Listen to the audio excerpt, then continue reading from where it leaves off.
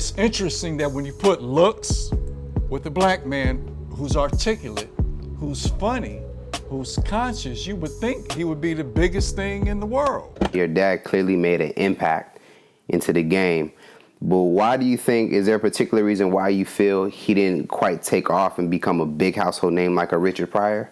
Well, It's a quote. It's a quote from the one book. of the things in our father's book, Paul Mooney, Black is the New White, in the introduction, the foreword that Dave Chappelle speaks of, and it's a line that our father always said, and that Dave Chappelle actually says in the book, the answer to the question, he was too black for Hollywood. Yes. He was just too black. It was black. like they weren't ready for that level of blackness coming through the comedy scene. So that's why he did not become mainstream, because it was too radical for Hollywood to present as a commercial product. He had to force his way in, because remember how Paul, our father, when he became popular, he was always a known comic within the industry, but when the hip hop era came, right?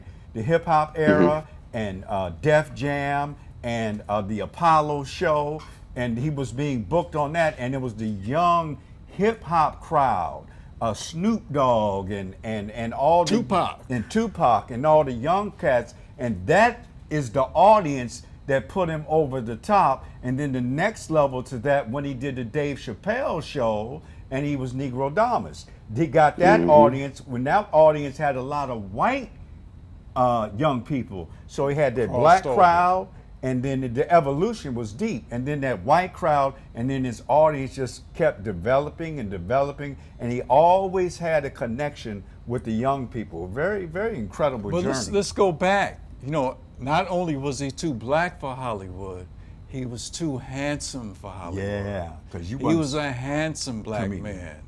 Handsome Okay, and break that comedy down didn't for go us. together. Billy D. Williams told Paul Mooney, he said, if I had your looks, I would have been a bigger star. That's Okay? Billy D. That's Billy D. Williams. The Billy D. Coke 45. He Right. actually told Paul that. So Paul was very handsome. We always said Paul would get over when he got older, which was what happened.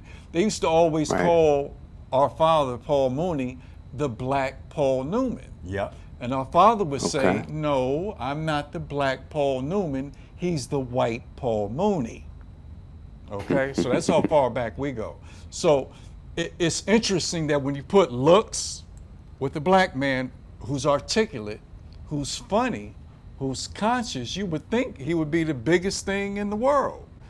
But Hollywood didn't want somebody with the power of the word, with those type of looks. You know, Farrakhan would have had some competition. When I think about that too, like you kind of reminded me of this conversation that I think happened last year, 2018, with Cat Williams. He was on the Frank and Wanda show in Atlanta, Georgia. And he brought up this conversation about like black comedians today. And he kind of said that a lot of these guys that are being pushed aren't necessarily with the looks. And he was putting a big question mark about that. Is that kind of what you're leading on as far as like you think Hollywood wouldn't want attractive black men on camera? At that time, definitely. But today things have changed now. These, you know, you got. you ain't gonna make us say no comedian is ugly. Don't even start. Don't even start. In fact, Kevin Hart, he kind of handsome. Yeah, you think so? Yeah, he's handsome. He's just short. He's just short, but he's a handsome short dude. Good looking dude. Short dudes get play. Handsome guy. Especially when they got big money. Yeah. So long money, short dude, and tall money. And they get tall women. Yeah. Climb up on them. Yeah.